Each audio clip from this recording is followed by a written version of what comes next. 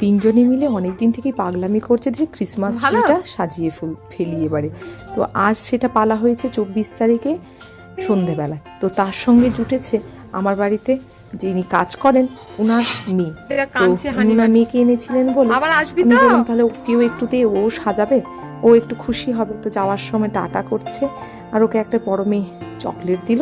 তো চলে যাওয়ার পর বাড়িতে তো সেরকম কেউ আসা যাওয়া করে না, যেই ওই মেয়েটা এসেছিল হানিবানি ও চলে গেল কেন সেই জন্য ও কান্নাকাটি শুরু করেছে। আর এখন আমরা চলে এসেছি নদিয়া কৃষ্ণনগরের 40তম বই মেলাতে। তো ঢুকেই দেখতে পেলাম চিত্র প্রদর্শনী হচ্ছে, তো ওখানে হানিবানিকে নিয়ে গেলাম। আর এগুলো দেখে হানিবানি বড্ড খুশি হয়েছে আঁকা।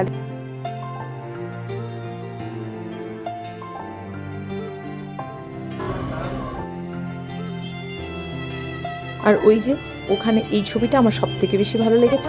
আর এখানে দেখুন প্রণাম করছে যেই জগন্নাথ ঠাকুর দেখেছে।